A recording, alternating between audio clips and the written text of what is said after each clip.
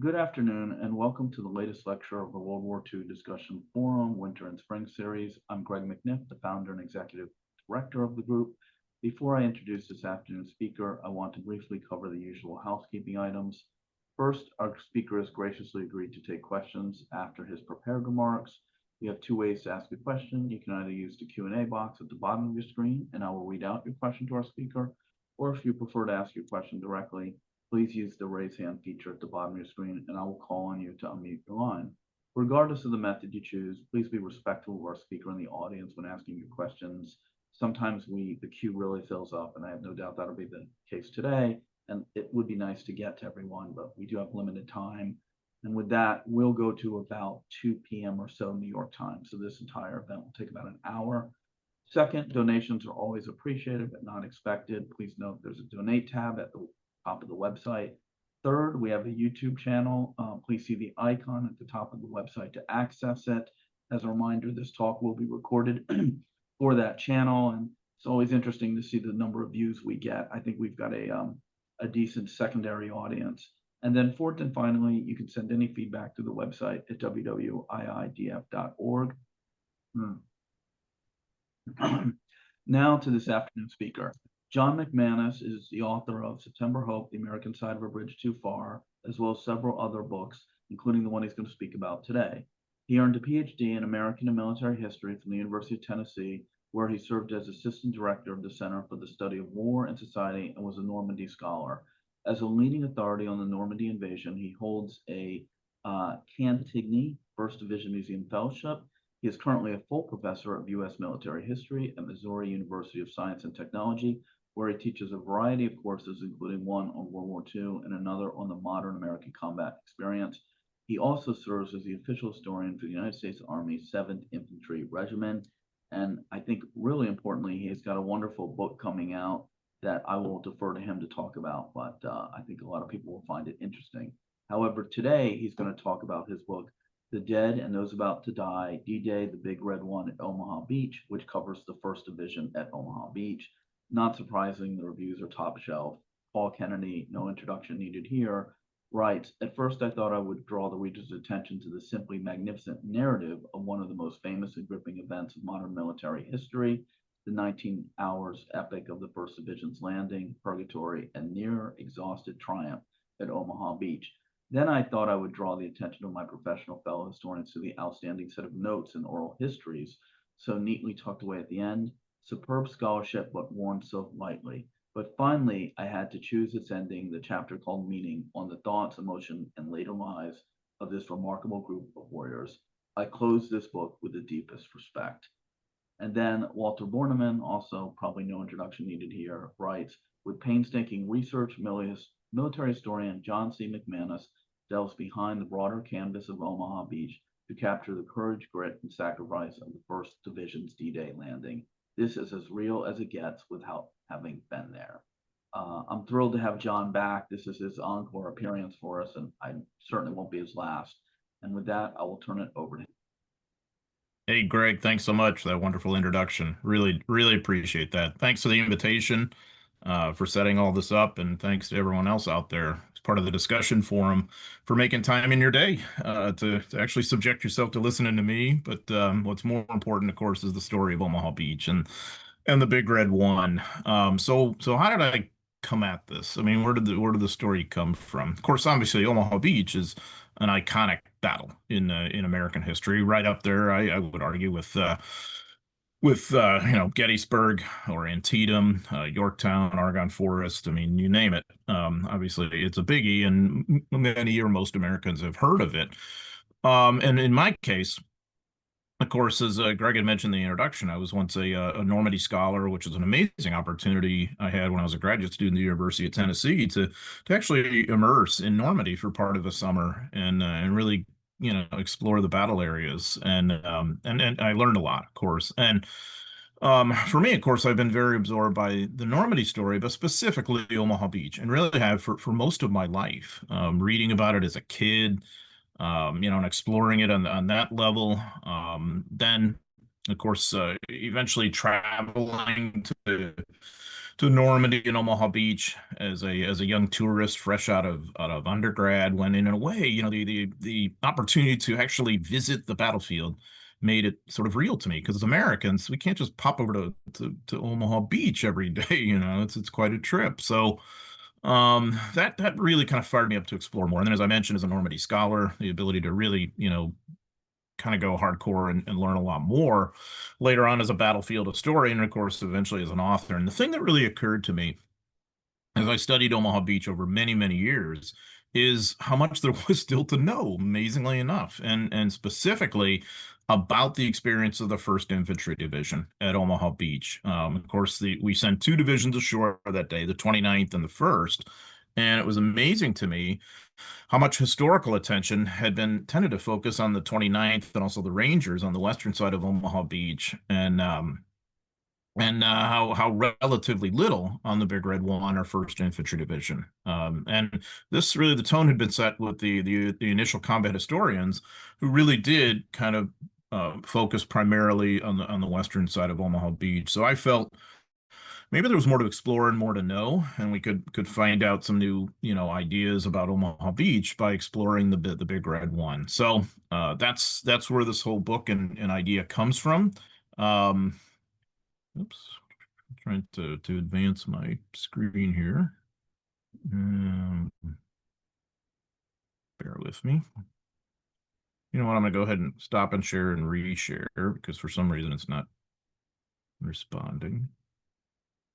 See if it likes this a little bit better. About that. There we go. All right, so this is the commanding general of the First Infantry Division in the early stages of World War II, Major General Terry de la Mesa Allen. Um, Really a kind of venerable old cavalryman, a soldier's soldier, and he presides over a division that has a unique culture. So I think that's where to begin understanding something of the story and why things proceed the way they do for the First Division at Omaha Beach. Of course, as the name would indicate, the division was the first one ever created in the United States Army when we create the modern divisional structure in the run up to World War One. So it had a regular army background. This division did, and by the way, how big is a division in World War II? Anywhere from 14 to 16,000 soldiers, roughly. Okay, so with three regiments underneath them as the main maneuver elements. So you had a regular army background. It had existed in the interwar period, but of course, by the time we're fighting in World War II, it's not just professional soldiers who populate the division. There's volunteers after Pearl Harbor and also before. There's draftees. It's a mix of people, but it's obviously a fighting combat unit.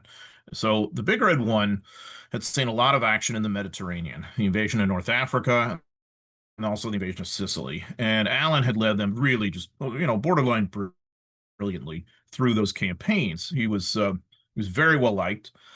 He didn't care much about his own personal advancement, like sucking up to higher headquarters, that kind of thing. He cared about his soldiers. He cared about results. He was often on the front lines. Didn't care about like the spit and polish. He's a combat soldier's combat soldier. If you encountered him as a Big Red One soldier, I would bet that the encounter was probably positive. Soldiers tended to love him. Okay, so he had led the division quite successfully, but its culture was a little bit troubling to many outsiders, because certainly it's a combat-focused division, but they had a reputation when they weren't in combat as being kind of troublemakers, and there was some truth to that. Like many infantrymen, they kind of resented all outsiders. I've often joked that it's sort of half joke. It's the privilege of the infantry to like hate the rest of the world, because obviously they have the toughest job, and I would argue the most important job. So, um, Big Red One had a little bit of that mood about it, and their division. There was a saying that circulated in the division that kind of reveals this a little bit. They like to say the United States Army consists of the Big Red One and 10 million replacements, so that's kind of how they see themselves. So the unit could be kind of surly, rebellious, insubordinate to officers from other units. They like to get in fights with rear echelon people. while they're off the line. So there was a sense, I think, that maybe the discipline had slacked a bit in the Big Red One. But also, I'd say too, Alan is extremely valuable, not just as a combat leader, but as a trainer, possibly. And so there are higher ups who are already thinking in terms of moving him into a training slot back in the States to pass on a lot of know-how that he's got as a commander of successful campaigns in the Mediterranean, and then come back and either get a division or a corps, later in the war of his own. So at the time, the thinking was that Generals Bradley and Patton, his immediate superiors, had grown tired of him and the indiscipline of the Big Red One, and so that they fire him. And we as historians thought that for many decades. And I think there's a whiff of truth to that. They wanted to kind of change the culture of the division, but also I think we have to understand. We know now that they had always intended to send Allen home, use him as a trainer, and then bring him back in another capacity, with as a commander with another unit. So the upshot of this is that, in the latter stages of the Sicily campaign in the late summer of 1943, he is just sort of unceremoniously relieved of command of the division. And as I just mentioned, he's beloved, so, and you already sense like how these guys are, what their mood is like towards outsiders, how surly they can be. And of course, they're pretty salty by the end of the Sicily campaign, as you might expect. They've experienced some really tough fighting at Gela and at Troina. Sicily's been a tough fight. It's been a hard, hot summer. And so they don't know exactly all the background of what's going on with Allen and his higher ups. And honestly, it took us historians decades to sort this out. So imagine if you're just a soldier right there in the moment when you hardly know anything except what's in front of you. All you know is the higher ups got rid of this beloved commander. And by the way, his equally beloved second in command, Assistant Division Commander Theodore Roosevelt Jr., who, yes, is the son of the president, and of course, later will earn the Medal of Honor for his exploits at Utah Beach. So, and he was exactly like Allen. I mean, just precisely like him. So when they both get cashiered, the Big Red One soldiers are extremely displeased over this. They're like not happy with the outsiders, and so there's a lot riding on who's going to replace him, and it's this guy, Major General Clarence Hubner, another two-star who'd been in a staff position at Army Group level in the Mediterranean and hadn't really liked the job that much. And so, as you know, Allen and Roosevelt were kind of lax in the kind of spit and polish and saluting kind of discipline in and out of combat. Hubner is the complete opposite. And what I think is so fascinating about this whole thing is that Allen and Hubner are examples of how outstanding leadership can can be done in totally diametrically opposed ways.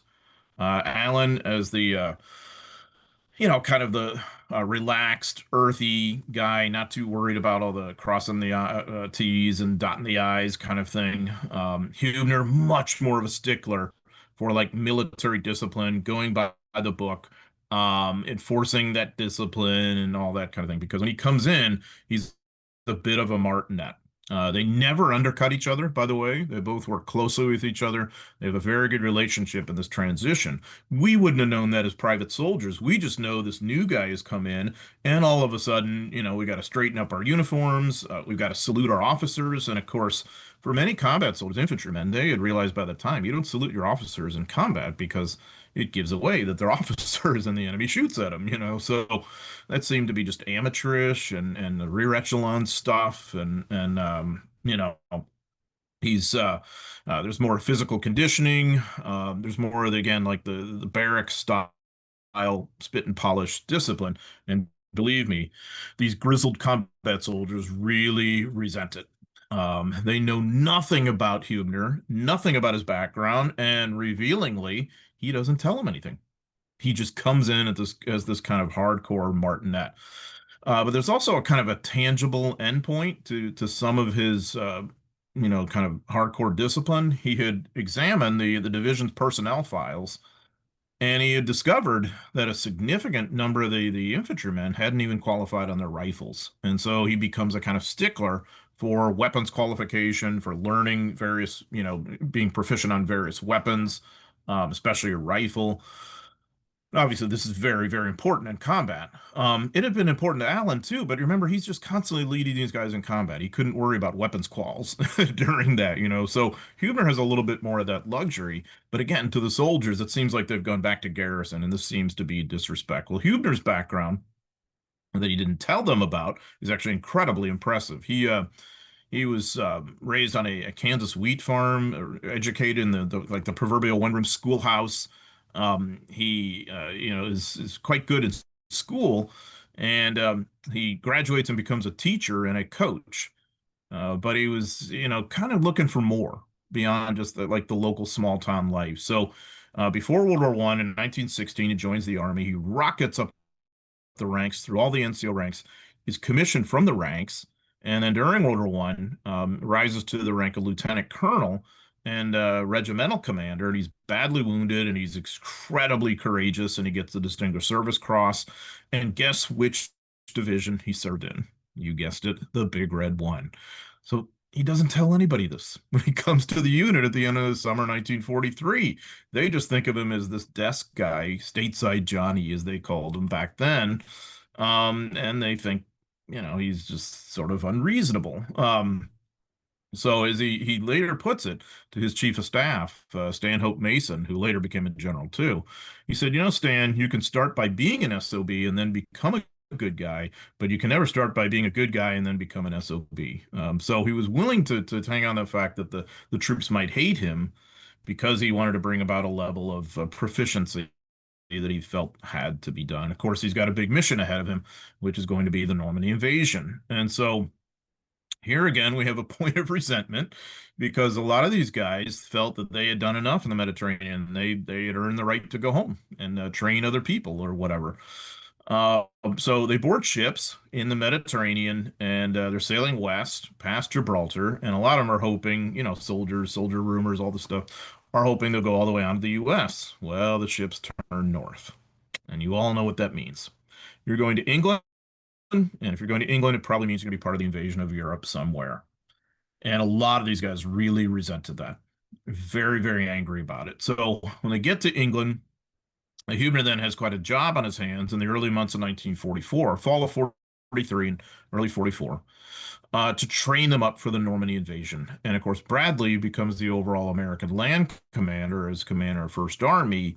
And, he doesn't have many amphibious invasion experienced divisions at his disposal.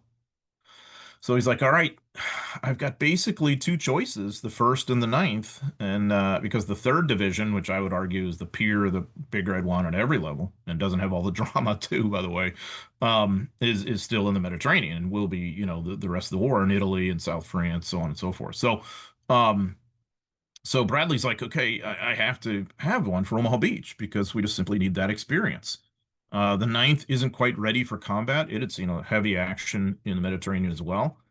It'll later be in the Battle of Normandy. So, upshot, of course, is that the 1st and the 29th will get the job of invading Omaha Beach, with the 1st kind of taking the lead and Huebner as the overall commander, at least on D-Day. So he's not just a division commander that day. He also technically controls the 29th Division units, though obviously going forward, he will not be the commander of that division. But so in England, by the time we get to the last couple of months before the invasion, these guys have trained up so heavily. And so the breakdown of personnel, I would say it's probably about half combat experience from Mediterranean, half veterans, and half new guys who have now been inculcated into the culture of the division.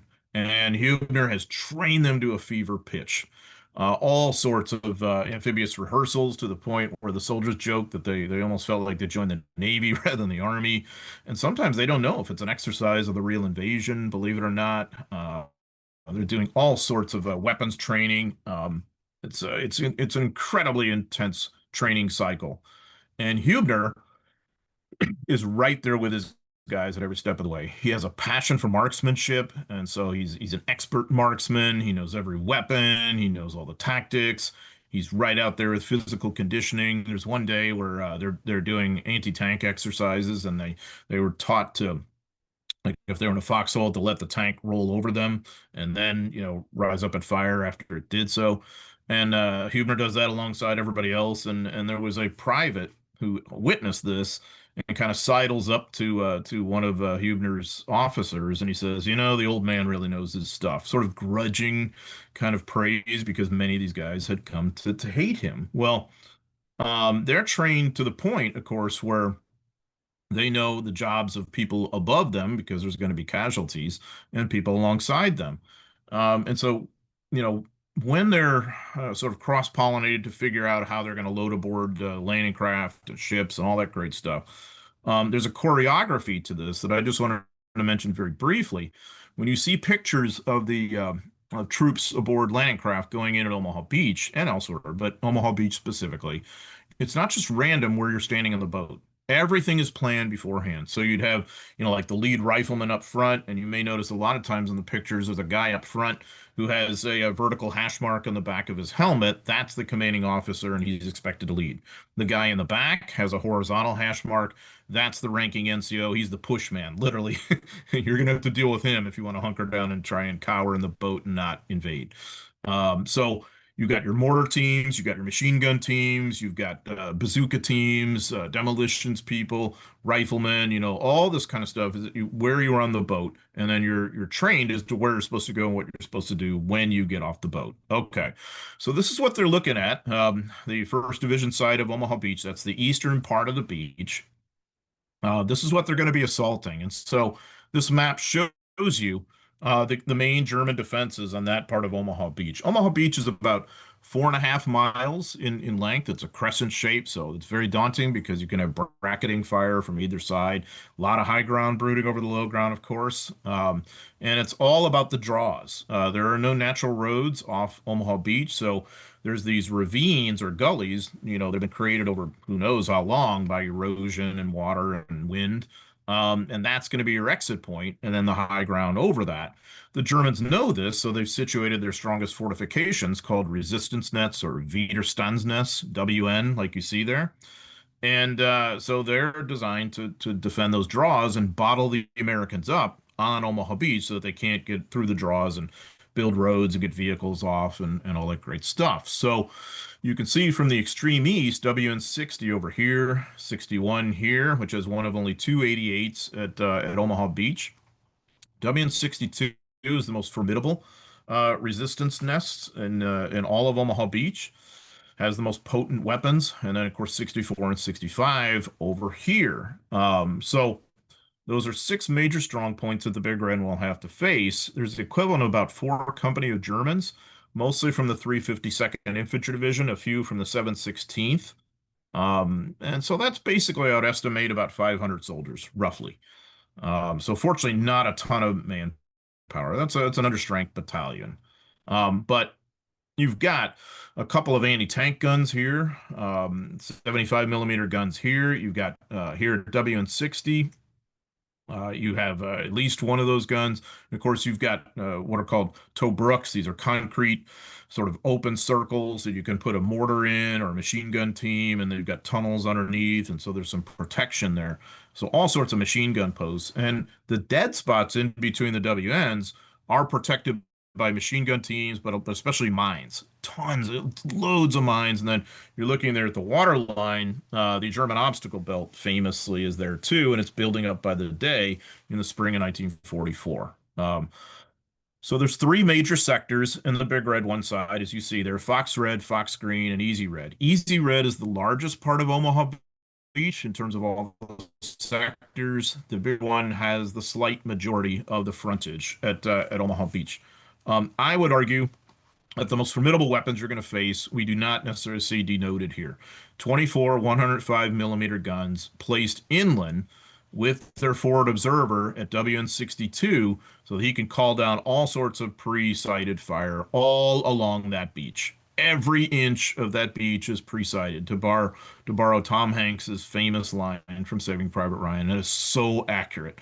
That's why it's so deadly to remain on that beach. So, and of course, as I mentioned, the obstacle belt is growing as we get closer to D-Day. This is enough of a concern to planners that what they do is they're going to really create these makeshift engineering teams called gap assault teams of Navy and Army assault engineers to go in along with the assault troops and create gaps through the obstacle belts. That's a very, very dangerous job. So about one out of every four American soldiers who goes ashore at Omaha Beach on D-Day is an engineer of some sort. So this is very much an engineering perspective. So um, the overall assault, it's important to understand that it's designed as a combined arms thing. Everybody will have their place. So there's the tanks that are going to come in alongside the Gap Assault Team engineers. There are actually anti-aircraft units too, not because we're worried about German aircraft, but to bring in fire support against the pillbox and concrete fortifications. Then obviously the infantry that are going to have the lead role in the whole thing. So what we're going to do, we're going to land in a coordinated assault with all of this combined arms. It presents the Germans with way too many targets.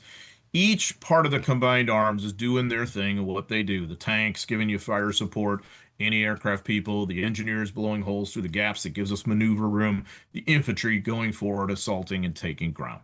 That's kind of how we're going to work this. Well, as you may know, of course, the pre-invasion bombardment is next to useless. The aerial bombardment, the bombers are really miscast for this role. Heavy bombers, they don't have the accuracy to really help that much, so they bomb mostly inland. The naval bombardment is only 45 minutes, so it's not that effective because it doesn't last that long, and smoke and dust obscure a lot of the targets. Later, when the Navy has specific targets they can hone in on, they're going to be very effective and big players in the success at Omaha Beach. But the pre-invasion bombardment, not so effective. So when we go in, a lot of the beach hasn't been touched, and the whole thing goes awry pretty quickly. H-hours, 6:30 in the morning. And so units are landing in the wrong place, and they're landing late because the tides have been difficult. The resistance that we're getting is pretty ferocious from the beginning. And the upshot is that in many cases, the lead assault companies, the Big Red One, are going to be landed exactly where you don't want them, right under the snout of WN-62 in the worst kill zones. And that's what leads to some of the worst slaughter among the initial waves. There's one guy at WN-62, a machine gunner named Heinz Severlo, who claims that he fired off 12,000 rounds in the course of the day. Who knows whether that's true, but it is true that the fire is very heavy, throughout that time. So they remember by the time they land, they've been aboard those landing craft for probably at least an hour and a half plus, something like that, and that's very, very uncomfortable. Some are seasick, almost all are wet, and of course they've been trained very, very well, and they're young and they're in good physical condition, but boy, it's still tough. They're wearing special uniforms that are supposed to protect them against chemical weapons, like gas impregnated suits that really don't breathe at all, and they stink like sour milk. So the soldiers call them skunk suits. And obviously the Germans don't use chemical weapons, fortunately, but you've got that, your useless gas mask in a rubber pouch that's right under your chin. You're carrying between 70 and 120 pounds of stuff, way too much. And so when people get off the landing craft, they're seasick, they're frightened, they're exhausted in many cases, they're weighed down with too much stuff, and so they're kind of staggering around like tortoises rather than moving like rabbits when they need to. So it makes them better targets, of course, and it affects their morale. So one example, a guy named John McPhee, classic 18-year-old, like physical specimen in great shape.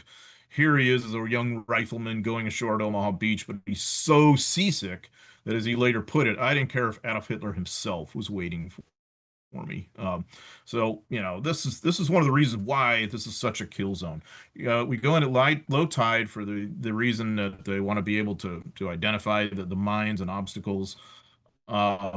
So it's a lot of open ground. And so you're trying to stagger through that. There's the obstacle belt. There's some mines, not that many, but there's some. And of course, the anti-tank fire, the mortar fire, machine gun fire, all heavy, but especially the heavier artillery fire that I mentioned. Just give you just a very, very quick microcosm of what this is like in the initial hours and the toll it takes on leaders. Lieutenant Aaron Denstead is just one person I wanted to mention. He was a new platoon leader in F Company 16th Infantry Regiment, and the 16th Infantry Regiment was the Big Red One's lead assault regiment here. and F Company was the lead part of the lead assault element. So he had gone to UCLA and had left school to join the Army, got through OCS and got a commission. He's brand new to the unit.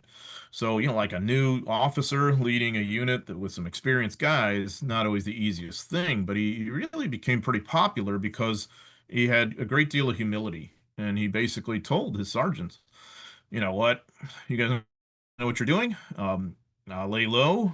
You let me know what you need, and I'll help you. And so they called him Lieutenant Denny. And he comes ashore. He and his sergeant had coordinated. Here's how we're going to move once we get ashore. He comes ashore, like literally just a couple steps off his landing craft, and he gets hit in the head by machine gun fire and killed instantly. Horrifying.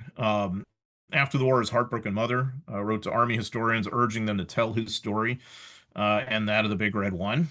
And she wrote, I'm just the proud mother of an only son. If the story isn't included, I will try to understand. I mean, you read that, you're just like, wow, the story needs to be told. The survivors of his unit and many others were pinned down at the shingle bank, and that is basically like a sloped embankment of rocks that's a little bit beyond the obstacle belt, near where you see it says high water mark. So there was a temptation to believe that you could be safe there because you might not be under small arms and machine gun fire, but you were really vulnerable. So it's the initial place where you might, if you survive this long, take cover at that point.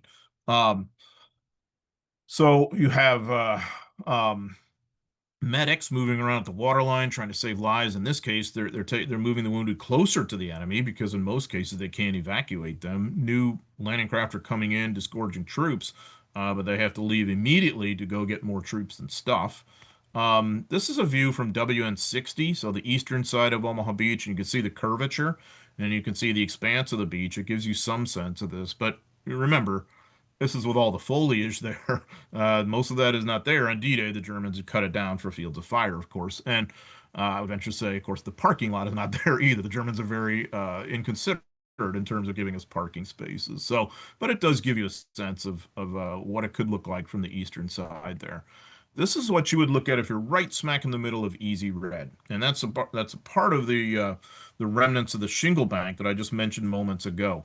If you see the trees there at that ridge line, right beyond that is the cemetery, the famous Normandy American Cemetery, which today overlooks major parts of Easy Red.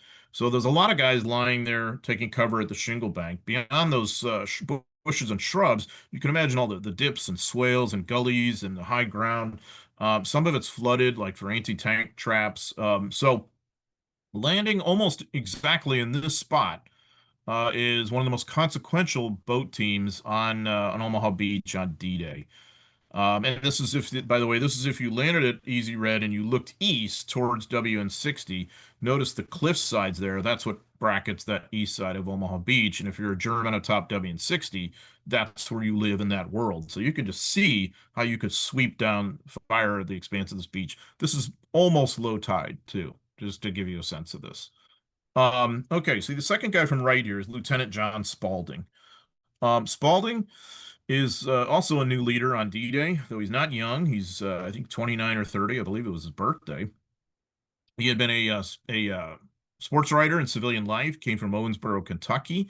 He loved baseball. And so he's taking over for this platoon, many of whom have fought in the Mediterranean. And I mean, it's a daunting thing. This is his key NCO, the ranking NCO, as you see the rank there. Tech Sergeant Phil Stracek. Stracek had served with the Big Red One in the 16th Infantry throughout the Mediterranean campaign. Came from a large Polish American family in New Jersey. He had to leave school during the Depression to help support the family, and he'd kind of found a home in the Army around World War II. If you took a poll of the division in the eve of D-Day and you'd say, who's the bravest guy in the division? Stracek would have gotten a lot of votes, and for good reason. And he will prove that again on D-Day. So imagine the tension there. They're both sort of around the same age. Stracek a little younger. Stracek is the know-how guy. I mean, he's been there, done that, and now he's got a new lieutenant to babysit. So it's interesting to me that by the time I researched this book, um, There was even some of that legacy of tension between the families. The idea that Spalding had been a glory hound, but some Streisick people had thought, really quite unfairly, Spalding was quite the opposite. And as an historian, I could perhaps interject in that space a little bit and say, no, it really isn't quite true, and maybe that was a little bit helpful to some. But regardless of whatever was going on between them, they become a really effective team. They landed in the right spot, unlike most of the rest of their company, E Company 16th Infantry Regiment. And so this gives them it's not an easy landing, but they do get ashore intact, and it gives them a route to begin moving inland. And they are arguably the first team to get off the beach, in part because the Straysicks know how to figure out where mines are and where they're not, to create a path off the beach. And so this is 32 guys, and they're going to be just a nightmare for the Germans in the course of D-Day, moving around behind them on their flanks, especially getting over towards WN 64 and 5. I often compare them to like knives probing in the vitals. And Strasick and Spalding and many of their men are incredibly courageous. And of the 32 men in this group, 2 were killed on D-Day, 8 were wounded, 7 received the Distinguished Service Cross, including both Spalding and Strasick. In their wake, oh yeah, so you look at this map. So right there where you see it says Spalding, that's the Heart of Easy Red that I was just showing you a moment ago. You can see their general route off the beach, and they're gonna head, if you like take a right turn toward WN64, that's mostly where they're gonna be fighting. Now they coordinate, if you look to the left on that map, they coordinate with this company under Captain Joe Dawson, who comes in, that company comes in about 20 minutes after Spalding and Stresick, mostly intact, and they will begin to bear left towards the town of Colville-sur-Mer and outflank WN62, which has been, by the way, also battered in the course of the morning as well. By a lot of the other troops that are landing, and that's a much bigger story. But so I found in my research that Spalding and Dawson actually encountered each other and like physically coordinated what they were going to do. Like you go left, I'll go right, kind of thing. Precisely what they do. So this is Dawson. Dawson's an interesting character too. He was son of a very prominent Baptist minister in Texas. Joe Dawson was a graduate of Baylor University. He had a geology degree, which gave him a sense of what those rocks meant when he comes ashore, where mines were likely to be, where they were not. Dawson had been a staff officer, combat experience in the Mediterranean, but he'd never been in command of a company himself. He'd taken over G Company from a very beloved leader, his good friend Ed Wazensky, and he felt he had to prove himself and hold up his family name. So he leads from the front on D-Day, personally destroying a German machine gun nest in that dead spot I was describing. He leads them with incredible courage and valor in the course of the day, and it's really only the beginning of many, many long weeks of combat command for him. His G Company is going to be fighting in Colville-sur-Mer to take that town throughout the day and that night. It's really not until the next day that they secure it at any kind of major level. Last personnel I want to tell you about, and then kind of wrap this story up to give you plenty of time to have questions. And again, I'm just kind of giving you the highlights today. There's so much deeper dive we could have. This is Colonel George Taylor, who's the commander of the 16th Infantry Regiment. Again, the assaulting regiment for the Big Red One. You notice the Big Red One patch. Here he is as a one-star general, which he's promoted in part because of his amazing valor at Omaha Beach and his thoughtfulness. So Taylor is the guy who comes ashore about an hour and a half after H hour, when things are still pretty dicey, and begins to organize some of the key troops to get off the beach. The phrase "only 2 kinds of people are going to be on this beach: the dead and those about to die" comes from him. And one of the things I found, this wasn't spontaneous. He'd been thinking about that concept for months. In fact, he'd written it in a training memo many months before D-Day. He basically said, in a landing operation, there are 2 classes of men that may be found on a beach: those who are already dead and those who are about to die. And he'd seen that in amphibious invasions. So when he gets ashore, he's kind of obsessed with that notion. His XO had been killed at H Hour, Lieutenant Colonel John Huey Matthews. He's the highest ranking American killed at Omaha Beach. He's buried at the Normandy American Cemetery. He sees all those guys at the shingle bank pinned down. He doesn't know the situation fully, and of course, the beach is still under fire. And so he starts walking up and down parts of Fox Green and Easy Red, saying that phrase that I mentioned, and it's just like one guy after another has to be motivated, and I really described this in the book, and I only used accounts from those who I could verify really were there or physically saw him, because so many eventually like later claimed to have been there because this became legendary. But obviously he's affecting a lot of guys, so his contributions are twofold. Number one, he gives a lot of people who are pinned down and very frightened and in shock, he gives them purpose, and starts to get them off the beach and get this whole thing moving.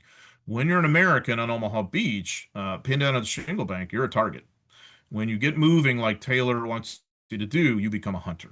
And that's a big difference. Number two, once this happens, once these other guys start getting off the beach and also some of the vehicles with them, it reinforces the Spalding Streisick types, those initial groups that had gotten off the beach, who were going to become very vulnerable over time if they weren't reinforced, if friendly troops did not link up with them. All of this happens in part, really, to a great extent, because of Taylor. On D-Day, he's quite dynamic. He gets a Distinguished Service Cross. You can see he's got the Combat Infantry badge, and he's promoted to Brigadier General, and sent to a different unit, the 4th Infantry Division, is just as the Assistant Division Commander. So by the end of the day, you notice I haven't even talked about Hubner. Well, he's aboard ship most of the day, and he's like a caged lion because he wants to get ashore and lead his guys, but they have to tell him, sir, if you do that, you're going to be in the middle of the chaos, and things will get worse because you'll be out of communication. You won't be able to control things. And so he comes ashore about 6:30 in the evening, roughly, and he sees this situation you're looking here on the map. It's not really a continuous front line, but it's a beachhead that you've carved out with your American-held perimeters. And so you can see the 16th Infantry, the various battalions there, the 18th Infantry, which is the second Big Red One regiment to come ashore. The 26th comes in about the time that Hubner does, and then all those engineers are already working on the road building and mine clearing and all that great stuff. So most of the surviving Germans are just trying to get out of there. And so you've got patrols clashing at night, Germans running into the American perimeters, fighting still going on in Colville-sur-Mer, all of that stuff. But obviously, it has been a very, very difficult and costly American victory. By my estimate, the Big Red One suffered 1,174 casualties, including 300 killed. That's probably an underestimate, because I only use what I could verify in the actual records, and there may be some that have slipped through the cracks. Almost certainly there were. Plus, there's all the attached groups to the Big Red One, like engineers and tankers and quartermaster people, and that's probably another 500 casualties or so. But Hubner comes ashore. He's briefed on what has happened in the course of the day. He really sees, how his training and preparation has helped these guys, but he gives credit to them. And he says at the end of the briefing, he says, "You did it. You guys did it." And I think it's fair to say that that sums it up, but it also creates a bond between him and the members of the division that's going to last, arguably for the rest of their lives. So I'll leave it at that. There's much more to say, of course, but I want to leave plenty of time for questions. So if you have any, I'd be glad to attempt to answer them. Uh, yeah, that was wonderful. Thank you, John. There are already several questions. You, let's see, Gary, I'll start with you, and then I'll go to Mark, and then Mike. Gary, if you want to unmute your line. Okay, thank you. Yeah, John, I love your book. It just so happens a couple weeks ago I decided to dig out some of my, for some reasons I can't remember, Omaha Beach books. So yours came out with Balkowski's and a couple other. So it was already next to my desk when I got the email a couple days ago that you were going to give a talk. So I'm kind of primed for this. Anyway, so one of the themes I think in your book, or one of the sub themes, I guess, is or one of the things you take note of is the fact that there was a lot of material that was dumped on the beach, too soon. Uh, um, there were, the infantrymen were overloaded with weapons or with gear. And I just think that there's my take on the on the planning for the um, Normandy landings was that it was too much influenced by it's the way I tried to put it is the logistical cart is before the tactical horse. They're just trying to cram too much.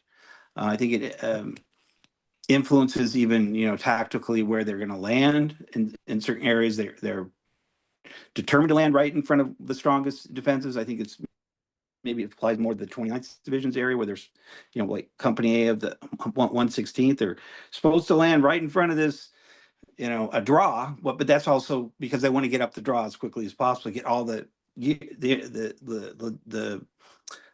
stuff off the beach.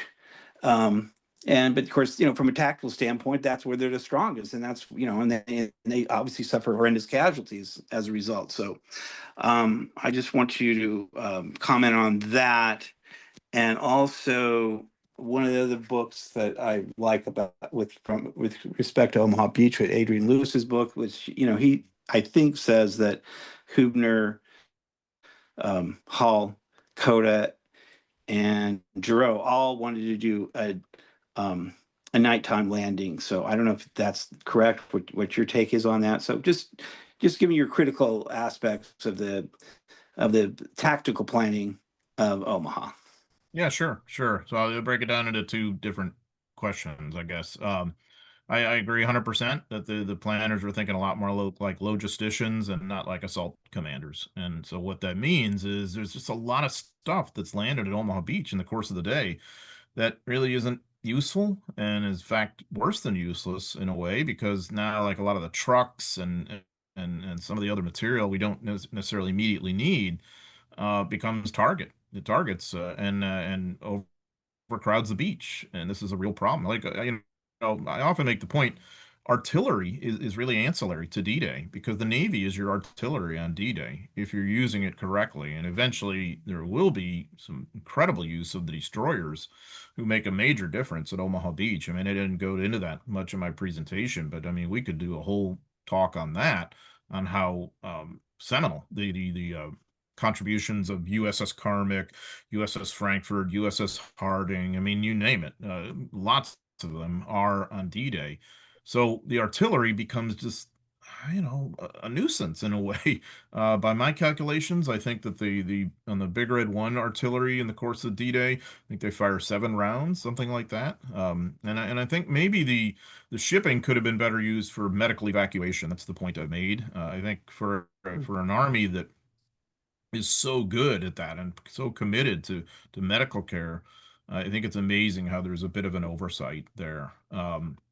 The the second part, remind me again, About Gary. whether or not the whole idea of the night landing, which had been the Yeah. doctrine in the Mediterranean. Yeah, right. Yep. Yeah, absolutely. They thought in those terms first, for sure. And so that's what we had done in the Mediterranean. The thinking was, let's do that again.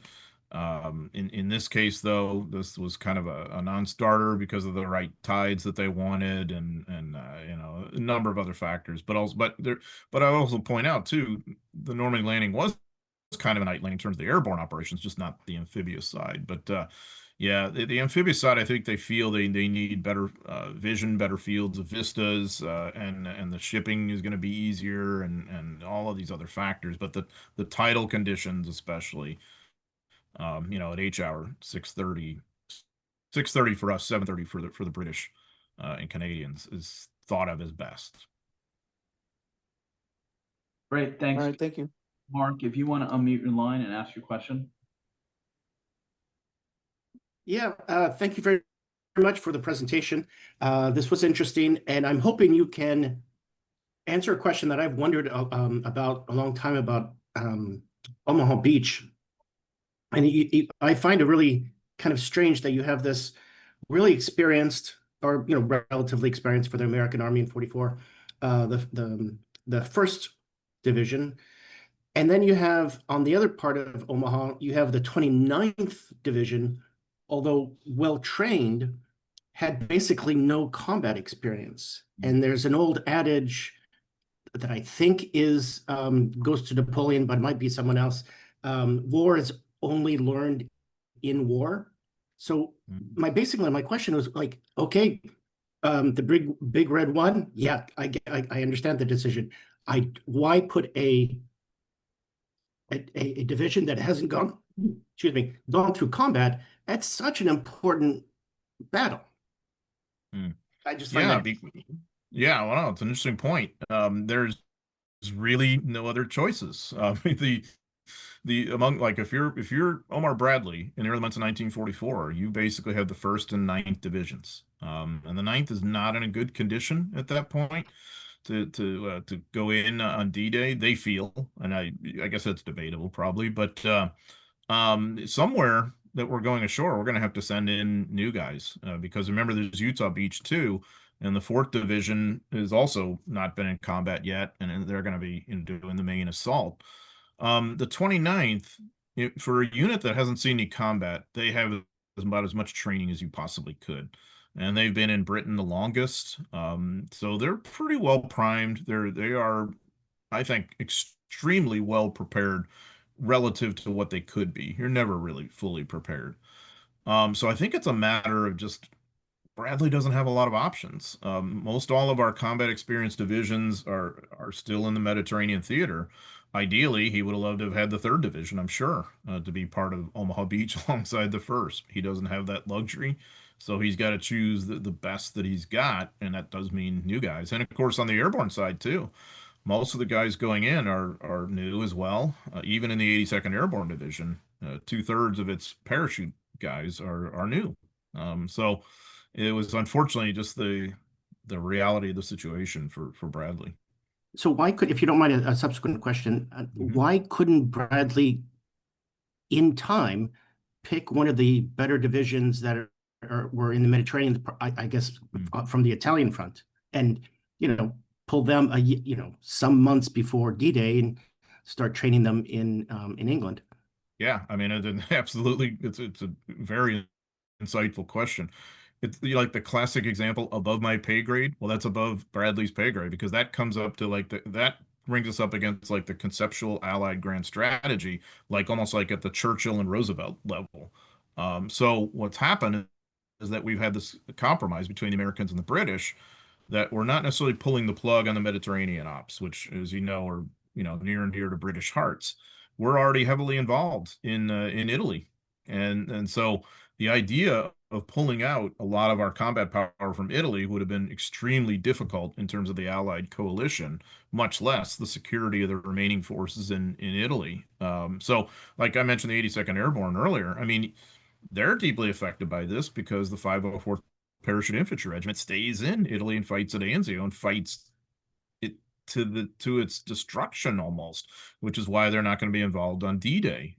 So Bradley really does not have the power to say, you know what, I'm leading this invasion of Normandy. In order to do that, I also want the third division, and I want you to bring, Second Armored or 34th Division or 36th. I mean, just name me one. He just doesn't have that kind of power. He's got what the higher leaders are going to allow him to have. And the thinking is too, I think, is that you've got a lot of American units that are now collecting in Britain, and so it is time for them to get in the fight. So on that kind of bigger picture statesman level, it's like, okay, well, we're running these global operations, not just in Europe and the Mediterranean, but Pacific as well. So we've got to make hard decisions about who gets what and what goes where. Yeah, if you don't mind, one quick subsequent question. Did the 29th, and this is it, did the 29th suffer disproportionate No. casualties compared to the first because of their lack of combat experience? Certainly the first has an advantage that they have that combat experience, and I often call it like a muscle memory. Yeah. There's enough guys in the first who kind of know what to do in combat. No, the 29th suffers almost equivalent casualties, slightly higher than the first, and so maybe there's a little bit of Oh, new guy, rookie casualties that are coming about. I think it's very hard to say that for sure, but the 29th performs very well. And some of the, but it's interesting too. Some of the 29th guys are mislanded in the first division sector and fight alongside the Big Red One guys, and they later say it was really good to be with combat experienced guys. That helped us a lot. So there was no question about that. But I think another thing we tend to overlook as military historians is that sometimes experienced guys aren't that great because they've used up most of their courage and they're kind of done with this whole thing. And I've there heard are that. some guys in I've the heard bigger that. run who are a little bit like that. So the 29th has that kind of rookie eagerness that I think in tandem with its excellent training does help. And two, like the Big Red One, they're going to outnumber the defenders at Omaha Beach in a pretty major way. So I think that's helpful as well. But yeah, I mean, I think it's kind of amazing that the 29th doesn't suffer, substantially more casualties. The performance is really, really pretty strong. Thank you very much. Yeah, sure. Thanks, Mark. Mike, if you want to unmute your line and ask your question. Yeah, hi. Great talk. Just before I ask the two questions, I think I should say that what my expertise really is with the Juno Beach area, but I can say the 3rd Canadian Division had no combat experience prior to that, and amazingly well. It was a whole other thing. They had to go into house-to-house fighting almost immediately after they got off the beach against formidable German forces. But yeah, sometimes a unbloodied unit can do amazingly well. Also, I think that part of the reason that the Big Red One didn't get as much play has to do with Hollywood, I guess, starting with the movie The Longest Day. But all of the films are suspect when they put the actual George Taylor line and walking up and down the beach into the mouths and the actions of Norman Coda, who himself was a formidable lead from the front type of general. But so that may have caused a lot of the problems. The two questions, one is rather short. I just wanted to know exactly how far troops from Omaha Beach got inland, how far inland, furthest inland they got by the end of D-Day. And the second question is, I mean, when Spaulding's unit got off the beach, they were obviously one of the first ones to get off the beach and up the rises. And since the rises that you show in the picture, the high ground was probably higher than it looked like. Well, I know it was higher than it looked like in the photograph because the angle you get from. So I'd like to know, since they suffered relatively few casualties, how they did it. Now, I know that's exactly how they got up when they got close to the draws to get up the beach, to get up behind them. Did they manage to get exit at a somewhat relatively weaker point in the German defenses? What did they do? I just figured that might be an interesting story. Yeah, great question. I'm glad you pointed that out about Juno Beach too, Mike. And with the Canadian performance that day, I think is absolutely amazing. Okay, so let's go back and look at the map here.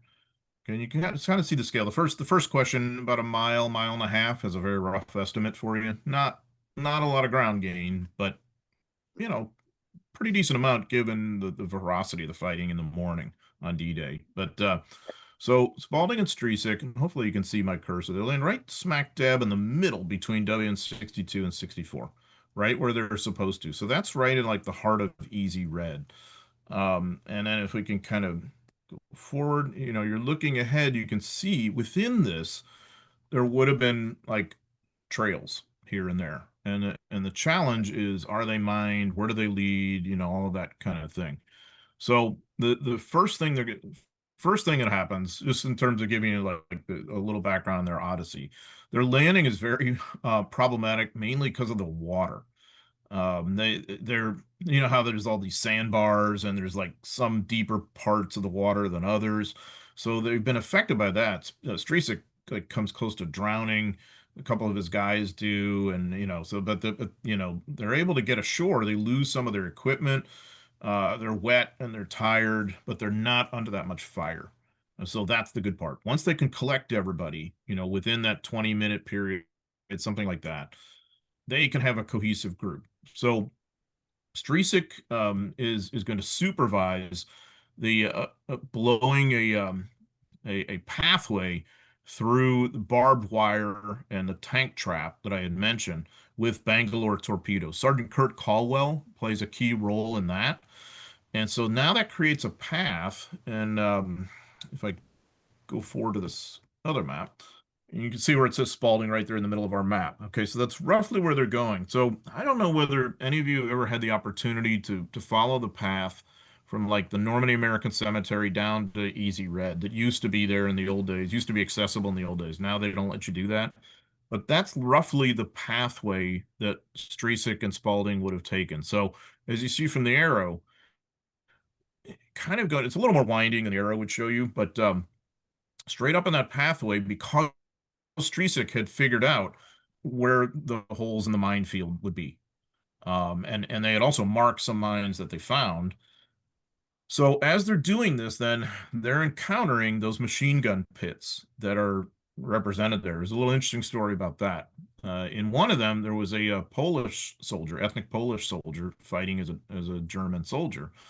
And so some of the manpower at Omaha Beach that on the enemy side are actually Eastern Europeans. So Streisick, of course, was a Polish American. He spoke Polish, and when this guy had snapped off shots at Streisick's group coming up that path, Streisick became extremely angry at this guy when they captured him, and yelled at him and cursed him out in Polish, and then kicked him in the seat of the pants, and took him back down to the beach as a POW. But if you think about being in the situation that guy's in, most of these guys would end up in the German armed forces because they would have been worked as slave laborers otherwise. So here they are in Normandy. Do they really want to fight the Americans? Probably not. But they have the Germans right there who are coercing them too. So what do you do if you're this guy? So, but if I'm Streisick and the Americans, it's hard for me to see it that way. So yeah, I mean, in terms of like what happens the rest of the day, as I mentioned, they take that right turn. So what they're doing is they're basically fighting in a lot of like fortified positions around WN64. And I hadn't mentioned this, I should have. The Streisick Spalding team really degrades WN64, which means for the follow-on waves that are coming in like mid-morning, late morning, it's safer than it otherwise would have been because most of those weapons you see at 64 had been neutralized. After that, they're going to be fighting in hedgerows that are outside Colville-sur-Mer. And so we see the beginning of the hedgerow fighting. How are they able to do this without absorbing more casualties? They're very well led. They have the advantages in terms of weaponry.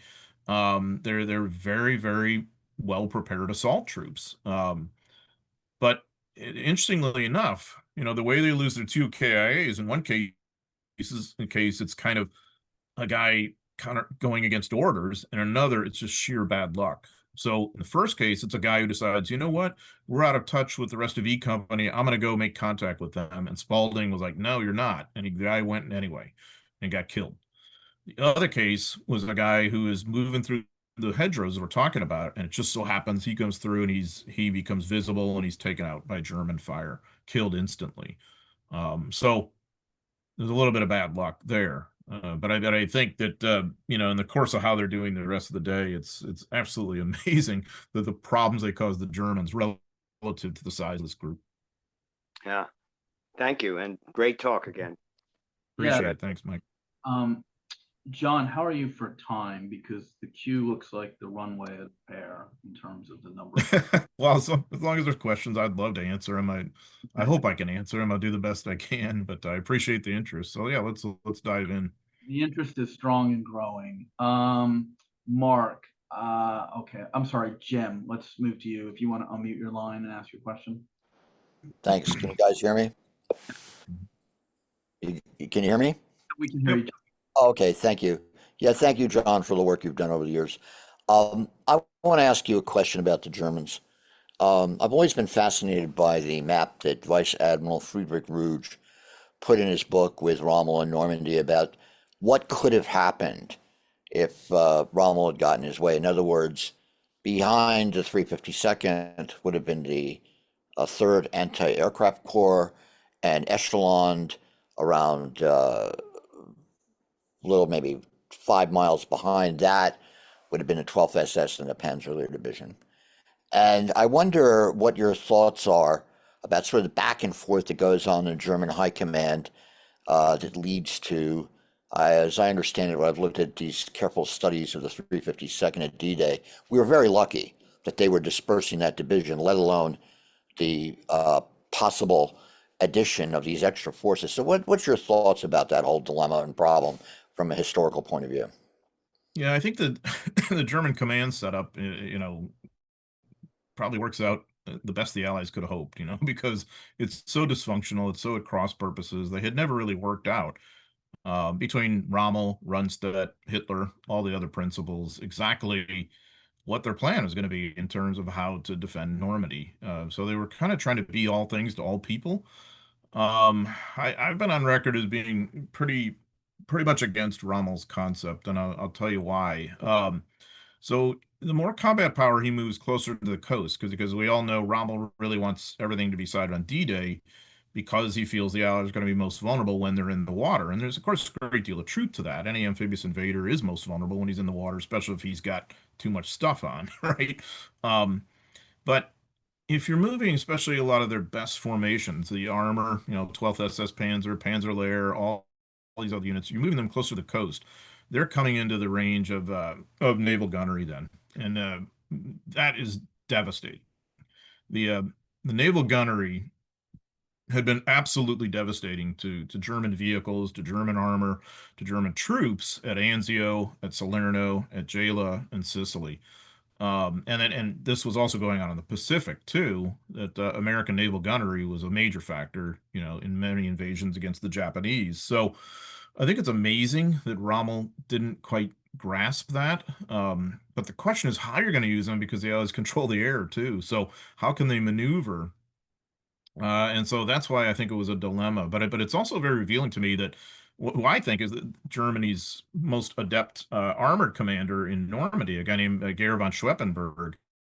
He's dead set against Rommel's concept because of the factors that I just mentioned. So what he wants is kind of a more inland mobile defense, which I suppose Rundstedt envisioned on some level too. But it's always a dilemma too, because I mean it's like um, it's hard to just resign yourself to letting them get ashore, but this is an enemy that controls the air and the sea, so they probably are going to get ashore.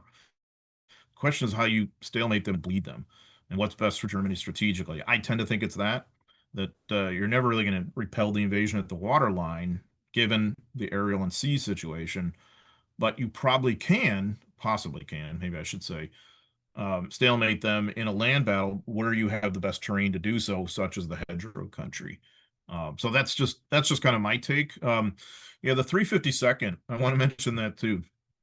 So that's like as of March 44, that because of Rommel's concept, that unit has gotten closer to the coast, and so that's partially how Omaha Beach has been beefed up. Because I think we sometimes forget that Omaha Beach is a work in progress. All of these coastal defenses are, because of this mishmash in the German high command, and Rommel's only getting partially what he wants. So they're kind of fortifying hastily. If we invade 2 months later, these are much more formidable, defenses there, and they would have been less formidable if we invaded 2 months earlier, So it's all a work in progress, including the 352nd there. And this leads to a bit of mythology with the initial American reports, which I think are quite self-serving, of like, well, this was random that these guys were there just on anti-invasion training exercises. They happened to be there. We had bad luck. We ran into them in the course of the day. Actually, that was totally untrue. They were there purposely and had been, and Intel had kind of overlooked this. And I only mean in the sense that French resistance reports had gotten this to the Allies, but we hadn't used it correctly. And in fact, Hubner only finds out the day of the invasion, these guys are there, and he wonders, well, do I tell my commanders or not? So there's a bit of a disconnect even on the Allied side in that respect. Great. Thanks, Jim. Let's see who else we got in the queue here. Paul, if you want to unmute your line and ask your question. Yes, can you hear me? Yep, gotcha. Hey, John, I just want to say I haven't read this book yet, but real fan of September Hope. While I was serving over in Germany in 2017, I was able to get to Omaha Beach, where my great uncle landed somewhere in that area, and it amazed me to go into the water at low tide, about chest deep, and how cold the water was, how loud the waves were, and just was really impressed with what it took for junior leaders to motivate their men to go through the fire, past the obstacles, and try to get up off of that beach. It's something, experiencing it like that and walking the terrain, to me is something that rarely comes out in books. And I guess Tom Hanks got it close and Spielberg got it close visually, with their movie. But it's just an amazing feat to understand what these guys went through. Yeah, absolutely, Paul. I agree, and I appreciate your service too, by the way. But yeah, I mean, the, yeah, great point about the waves. It is so loud, and so combine that with all the ordnance, the confusion, the disorientation, and of course all these little dead zones you would have where that seem safe behind this obstacle or that obstacle on the shingle bank, behind in this swale and this dip and valley or whatever, but it's not, and so then it comes down to, like you said, these junior leaders having to figure out how do we get things moving? What do we do? And this is what, Hubner, I think, had created or maybe helped foster that culture in the division that was already there. He just led it a different way. I really do think that that makes a big difference at Omaha Beach. That this is not really a general's fight. It's kind of a lieutenant and captain and sergeant fight. And that I just mentioned Streisik at Spalding is just one example. I mean, there's several other boat teams too, that are doing something of the same kind of thing with the same kind of dynamic. It's especially, I would say, from 6:30 to about 10:30 or 11. That's when you really see the toughest of this whole dilemma, and it's an amazing accomplishment. Great. Thank you, Paul. We'll take Aaron and Frank, and then I'll read a few questions from the queue. Aaron, if you want to unmute your line. Yes, thanks. Can you hear me okay? Loud and clear. Yep. Oh, great. Thank you so much, John, for a great, amazing talk and great book.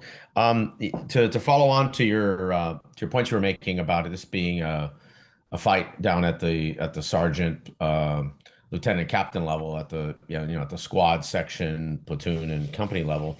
Can you maybe talk a little bit about sort of our U.S. innovation in the development of the rifle squad by 44 and the amount of firepower, right? And very diverse, dynamic, small unit, small weapons firepower, between, our M1s, our M1 Garands, our bars, our the grenade teams that we had, the bandoliers, and how much firepower we could generate, because we were generating an enormous amount of firepower at the platoon level. They came to shore with, on average over 6,000 rounds, and could generate, substantial firepower in their battle drills. Can you maybe talk, how that helped, or how that construction supported the doctrinal approach that we took in ultimately being successful in Omaha Beach, and taking the bluffs and the cliffs, and dislodging the German positions? Yeah, most definitely. And it alludes to what I mentioned earlier when, when it's not random where you are on the Higgins boat. You basically have your boat teams set up in such a way as to maximize all that firepower. And the mortars are a big part of it too, the 60 mm mortars that are going to be in place once you get off the boat. But yeah, at the rifle squad level, the M1 Garand is, of course, the major game changer. So you're up against an enemy who in terms of his firepower is really dependent upon the fixed machine gun position, and I guess you could say the submachine gun, which only has so much range and so much accuracy, but is a formidable weapon. The Mauser rifle obviously is just bolt action. So what an advantage you've got there, much less the Browning automatic rifle, which gives you a tremendous advantage that the enemy never really has an answer for, Europe and Pacific. So the squads are all set up to operate that way. And ideally, you might even have two BAR men with your squad. Now, that's not everybody, but you just in the reality, what happens on D-Day, in many cases, you have that. And so there's your base of fire right there, much less what you could be getting from your air-cooled 30 caliber Browning machine gun team that's probably along there with you and has the portability to kind of trail along with your rifle squads too, more so obviously than the mortars are going to do. You also have bazooka teams. You've got demolitions, people that are carrying satchel charges and other explosives, because obviously we're facing these fixed concrete pillbox positions. And as you mentioned too, the rifle grenade, which is a factor, in some of this fighting along in the hedgerows, especially. Um, so I do think that this dynamic that we have of fire and maneuver in at the squad level, not that it's unique to the Americans, but I think we have a little bit more firepower to undergird it than most anybody does. So at Omaha Beach, where we see that play out is like the performance, say, of Spalding and Streisick, or Jimmy Monteith's group on the eastern side of the beach, or Kimball Richmond. You've got that firepower, and there's some level of portability to it as well, with the bandoliers that you've got strapped around you, which is reasonably easy to carry relative to a lot of other firepower that you would have. The grenades, and the grenade is a game changer too, in the sense of the Americans are really ahead of the enemy in terms of fragmentation grenades, and obviously that's going to be useful here too. So um, I think Hubner understood this very, very well, and it's why he was such a stickler for making sure that we were going to maximize the proficiency of soldiers on those weapons. And really, so that he thinks it's important for him to demonstrate that example on down, so that it becomes kind of a priority. I think that does play out. One other thing too, in terms of weapons proficiency, I didn't mention this guy, but a guy named Staff Sergeant named Raymond Strozny, who's going to play a leading role in neutralizing WN-61. He does that primarily with a bazooka, and so that's a weapon supposedly designed for anti-tank, but it obviously has other great uses too. And I think Strozny's, I mean, his actions and his courage in the course of D-Day are right up there with anybody else, even the Medal of Honor recipients, in my opinion.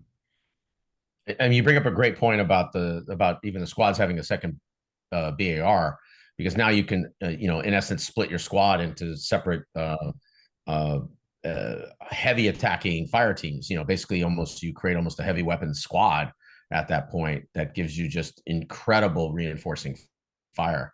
Definitely. And one another little innovation that and I'll pass it back, that I don't think many people are aware of, but is the standardization of the M1923 and 1937 cartridge belts, and just the whole LBE kit that we had that was so standardized. Wasn't this sort of hodgepodge mush mess that the Germans had at that point. Great point. Absolutely. Because the Germans were just using whatever equipment and weaponry they could lay hands on. A lot of it captured. And so as a German soldier, who knows what you'd have in that respect, even down to your LBE, I mean, so true. It's a great point. On the US side, of course, it's all very, very standardized and very, very I mean, sophisticated in a way and quite expensive, even down to the invasion vest, which is, to my knowledge, unique to this particular invasion, which looks like a fishing rig in a way. But again, that also creates a pretty nice kind of equipment platform for you for the average soldier. Really well portrayed, by the way, in Saving Private Ryan, with Tom Hanks's character, that he has the famous invasion vest, and he's got it on through a lot of the movie. Yep, and the last quick point I'll make is also the requirement that any wounded or killed soldier, you need to pick up their cartridge and their deployment vest, because you obviously have standardized firepower that you can pass along in your squad or your platoon, which is kind of we don't maybe brag about that because of the morbidity of it, but it's still sort of fundamental. Yep. So it just allows us to keep kind of leapfrogging, basically. Yeah, absolutely. Yep. So thank you so much, John. Great. Yeah, great, thanks, Aaron. Great. Hoorah. Thanks, Aaron. Frank, if you want to unmute your line and ask your question, then we'll take one or two from the queue. Yeah, great job. Yes.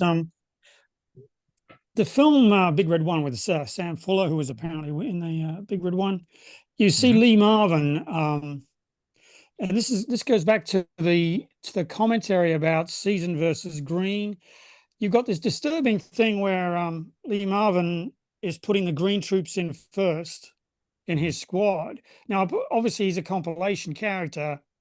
I mean, it's interesting to do a kind of data check on those who died and were wounded to see how many were in fact green relative to the rest of them, whether that was a sort of unwritten thing that nobody likes to mention. I mean, we do see here the Bangalore torpedo, so I guess that's from the Spalding incident. But yeah, if you could comment about that. And the second thing is, as a armor officer, the 741st I'm looking at,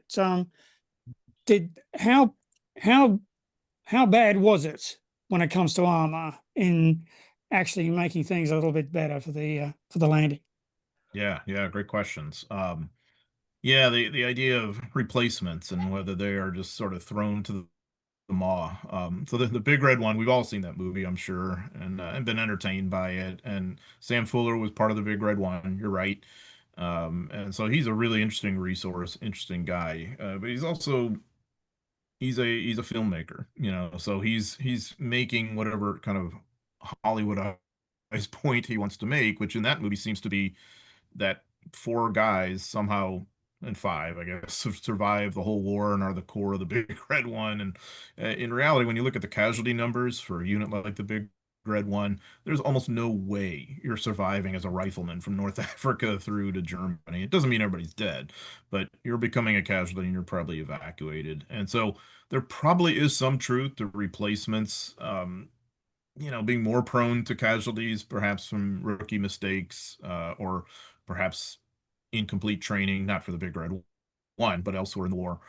Okay, but I think it's important to realize too that really the majority of American combat soldiers, infantry, are coming in as replacements at some point in their lives and combat careers, because of the level of casualties that in rifle companies, especially that are at 150%, 200%, so on and so forth. You can do the numbers and you know where this leads us. There was an Army survey, this is the Mediterranean. They realized that about 2/3 of the infantrymen they polled had joined their units as replacements. And so what that means is today's replacement is tomorrow's veteran, and it happens pretty darn quick. And so the old guys were not always, saying to the new guys, we don't want you here, we don't care about you, you have no meaning to us or whatever. They need them. So one of the things I found, this is in different research than this, many years ago in studying the combat soldier, is that the veterans were tended to be much more welcoming to new guys than would have been portrayed, say, in the movie The Big Red One. Again, in part because they needed them, in part because so many people came in as replacements, while still understanding that there's an emotional dimension to this that's different than the teamwork and combat dimension. And the emotional dimension is, I've lost a lot of friends and I can't stand the idea of getting close to somebody again and going through that heartache. You can still have that opinion and be working closely with the replacement and kind of get to know them reasonably well and fight alongside each other. So that's kind of what's happening for a lot of these guys in the Big Red One on D-Day.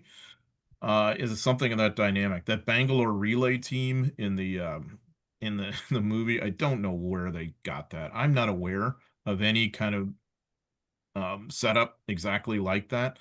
I don't know. Maybe Fuller was, he was there, I wasn't, but I just haven't seen it in the historical record or heard any other veteran mention that kind of thing. In the case of the Streisick Spalding group, why does it happen the way it does? Well, because Caldwell and Streisick know the way around the Bangalore torpedo. So they're not doing some lottery thing and saying, okay, you're number 5, it's up to you. Or, it's that to me is a little silly, just my opinion. The armor, 741st Tank Battalion has a major impact on the battle here. Not quite as much as it could have, of course, because some of them are the duplex drive or amphibious or swimming tanks, and they are launched. There are 32 of them that are part of that unit. This is B Company, I think, and of the 32, 27 sink in the water, with an average loss of 1 crewman per tank. There were 3 of them that got ashore on a landing craft because they couldn't get the ramp down to launch them in the water, so that was fortuitous. And so they just kind of plow through the ramp once they get on the beach, and they're in the fighting. There were 2 others that did swim ashore, and those 2 have a major impact on neutralizing WN-62 and 61. This is Sergeant Turner Shepard and Sergeant George Geddes. Their tanks are really going to neutralize that 88 and then the 75s that I talked about at WN-62. The others that come in via landing craft are also going to be in play. And so they're going to be tremendous firepower in the course of the day. The problem you have as a tanker coming in, let's say you're not one that sank, and you come in and you land, is a problem of mobility, because the beach is crowded. A lot of people pinned down. There's the Gap assault teams have been decimated. I didn't mention this, but they suffer anywhere between like 44 and 48% casualties. So they're not able to clear that many gaps. But as a tanker, you got to stay on the move, especially with all these anti-tank guns you're up against and artillery. So you don't want to be a fixed target, but in moving around, you don't want to run over your own guys too. And visibility is very difficult. So it's a really difficult thing for the tankers to operate, much less getting off the beach then too, which you're eventually going to be somewhat dependent upon the engineers to build the roads and the draws. So, so I think there's a bit of mythology, and part of this comes from Saving Private Ryan, from Tom Sizemore's character saying, "Be a perfect firing position. We had some armor on the beach." There's a lot of armor at Omaha Beach, just not as much as they had planned on. But the tanks really are major contributors to the outcome that day. Great, thanks. Yes. Thank you, Frank. John, we'll take 1 or 2 from the queue here. Eli asks, how far were the landing forces from the beach at the time of the Air Force bombardment that they felt the need to delay the release of the bombs to avoid friendly fire casualties? How far were the what from the beach? The landing forces from the beach at the time of the Air Force bombardment that they felt the need to delay the release of bombs to avoid friendly fire casualties.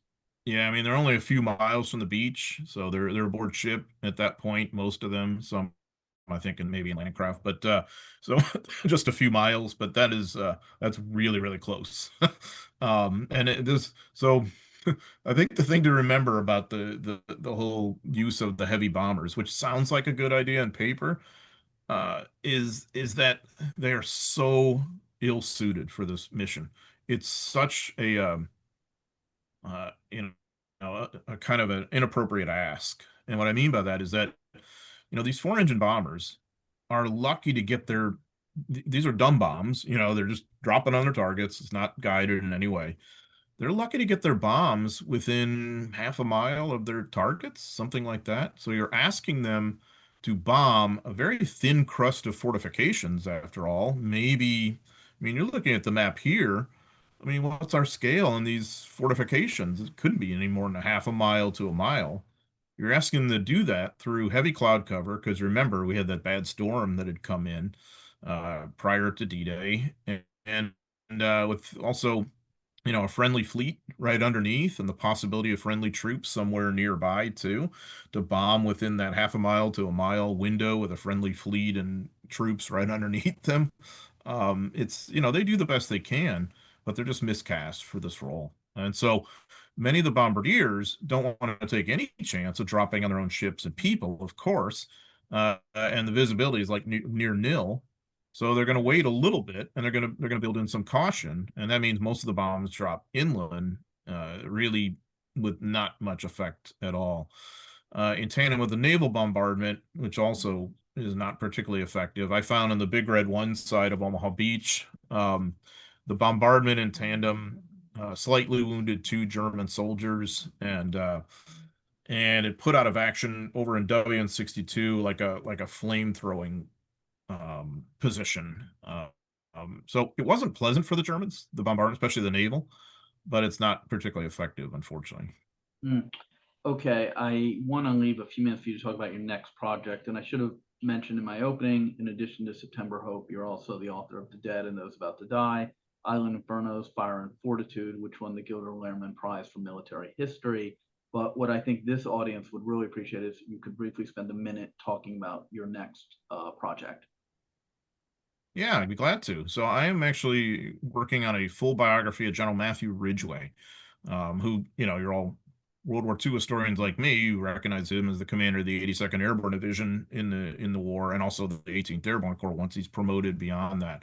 And of course, so he's he's very important from that standpoint of being an airborne pioneer in his combat leadership in World War II. But he has a long career before and after that, which I think is quite remarkable. He was the Army's leading Latin American specialist because he was fluent in Spanish. He has a major role in Nicaragua in the 1920s. And then after the war, of course, is when his career really takes off, honestly. He has this, he's the Caribbean commander, he's the Mediterranean commander in the aftermath of the war. He's, of course, most notably the commander in Korea during the Korean War of the Eighth Army. He authors what I would argue is probably the most incredible turnaround in American military history of the tactical situation in Korea in 50 and 51. He succeeds Douglas MacArthur when Truman fired him as Far East commander. He succeeds Dwight Eisenhower as NATO commander when Dwight Eisenhower runs for president. And then he becomes Army Chief of Staff. And oh, by the way, keeps us out of Vietnam in 1954 during the Dien Bien Phu crisis. So there's a lot of different dimensions to him. And he also had a very long retirement as well, in which he was, influential in American national security circles. So very, very fascinating guy. And I would argue has been quite undercovered relative to his level of importance, in my opinion, at least. Great. No, we definitely want you back when you're ready. That sounds like a fantastic topic. Apologies to the other individuals in the queue that we didn't get to. I'm sure, John, I don't want to put you on the spot, John, but if people were to email you, you would. Yeah, sure. Sorry, I think I just Sure. I love taking questions. It's great. No, I appreciate the interest very much so. It's definitely there. Thank you to our speaker for a great lecture and a very generous Q&A. Again, the book is The Dead and Those About to Die, D-Day, the Big Red One at Omaha Beach by John McManus. Please join us next Saturday, April 25th at 1 p.m. when historian Kevin Passmore will discuss his book, The Maginot Line, A New History, which explores the political, social, and cultural dimensions of interwar French defense policy to determine why the Maginot Line was built, how it was configured, and its role in shaping France's 1940 defeat. Finally, I just want to say a thank you to our audience that joins on the YouTube social channel. The numbers are in the hundreds, judging by the page or the video watching. Thank you for the interest, and feel free to join us live as well as spread the word. Again, to our speaker today and our audience, thank you so much for joining us, and we hope to see you next week. Until then, take care. Thanks again, John. Thanks, everybody. Take care.